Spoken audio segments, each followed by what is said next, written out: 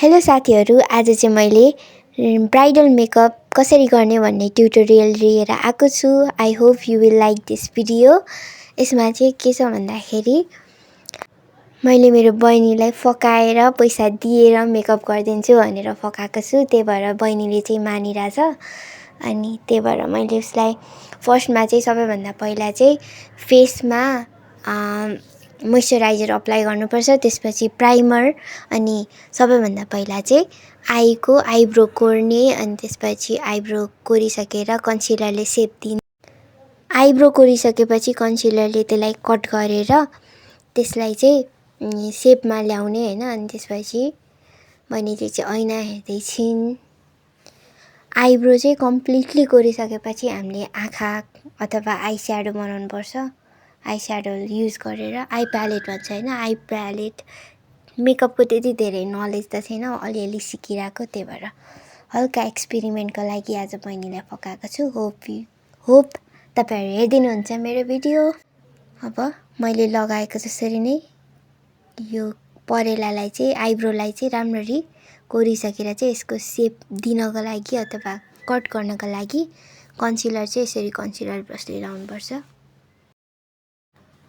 मैले चाहिँ भिडियोमा चाहिँ योभन्दा अगाडि पनि मैले पोस्ट गरिरहेको थिएँ क्या, यही भिडियोलाई अर्को म्युजिकमा हालिरहेको थिएँ, क्यापकटको म्युजिकमा। तर त्यसमा चाहिँ कस्तो के भयो भन्दाखेरि कपिराइट आइदियो। त्यही भएर मैले डिलिट गरेर आफ्नै भोइसमा चाहिँ रेकर्ड गर्दैछु। हेरिदिनु होला, अल्छी लाग्यो भने म गीत पनि गाइदिन्छु तपाईहरुको लागि। अब यो हामीले आइब्रोको सेप निकालिसक्यौँ। राम्रोसँग त मिलेको छैन, तर पनि मैले आफूले जानेको तरिकाले निकालेँ हैन, आफूलाई आउनेसम्म चाहिँ। अनि अब कन्सिलर लाउने, फेरि आई स्याडो बनाउनको लागि चाहिँ कन्सिलर लाउने अनि सेटिङ ब्रसले सेट गर्ने। त्यो के अरे सेटिङ पाउडर भन्छ त्यसलाई। सेटिङ पाउडरले चाहिँ त्यसलाई सेट गर्ने, लुज पाउडरले चाहिँ सेट गर्ने। बहिनीलाई चाहिँ एकदम धेरै निदा लागिरहेछ अनि के अरे उनलाई चाहिँ निदाउँदै छिन्। सपना पनि देखिन अरे मैले पछाडि सोधेको। अब आई स्याडो लाउने मैले चाहिँ मरुन कलरको लिएको छु। यहाँ चाहिँ एकपट्टि चाहिँ एकदम धेरै हेभी देखिरहेछ, तर बिस्तारै ब्यालेन्स मिल्छ।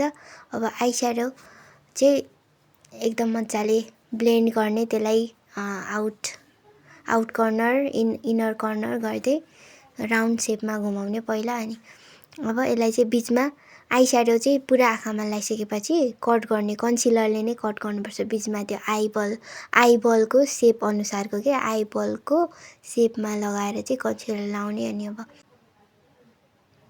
अब फेरि यसमा चाहिँ अर्को कलर मैले चाहिँ गोल्डन कलर लिएको छु। एकदम यो के भन्छ सिमर कलर भन्छ यसलाई, टल्किने खालको कलर लिएको छु। अनि त्यो कन्सिलर लगाएको भागमा चाहिँ मैले यसलाई सेप दिएर लगाएको छु। मैले चाहिँ गोल्डन कलर लिए। परेलीमा लुकाइराख न अङ्गालोमा बादी। बहिनी चाहिँ एकदम धेरै बोलेको गर्दै हुनुहुन्छ, के बोल्दै हुनुहुन्छ मलाई नि थाहा छैन। अब तल चाहिँ त्यो यसको सेप दिने हुनाले मैले फेरि कन्सिलर लाएँ, ब्लेन्ड गरेँ। तल आई स्याडो लाउँदाखेरि तल रातो त्यसको आई स्याडोको लगाएको छ। अब आइलाइनर लाउँदा चाहिँ बहिनी धेरै नै हाँस्यो क्या। बहिनी धेरै नै हाँसेको गर्दै थियो अनि म पनि हाँसेको गर्दै थिएँ। मलाई आइलाइनर चाहिँ त्यति राम्ररी लाउन आउँदैन, त्यही माथि बहिनी हाँसेको गर्दै हुनुहुन्थ्यो। अनि अलिकति यता छेउमा चाहिँ अलिकति बिग्रेको छ। अब आँखा चाहिँ मलाई एकदम धेरै मन पर्यो है, एकदम राम्रो बनेको छ। अब थोरै टिस्युले मैले पुछिदिएँ। अब मस्कारा लगाइदिएँ, मस्कारा पनि सकिन लागेको थिएछ अनि सोर सार्पेर लगाइदिएँ, तल लागिहाल्यो। अब चाहिँ हाम्रो फुल, अब आँखाको मेन भनेको चाहिँ आँखाको भयो। त्यसपछि चाहिँ फुल मेकअप, होल फेसको लागि मेकअप गर्न गइरहेको छु म। अब फाउन्डेसन लगाएँ, कन्सिलर पनि लगाइसकेको छु कति छिटो। सो आवर बेहुली इज नाउ रेडी। कस्तो छ हेर्नु होला। लास्टमा मैले जुरो पनि बनाइदिएँ। वाउ कति धेरै राम्री। वाउ तेरी कुर्बानी के दिन आ गए। Thank you for watching. Hope you like this video.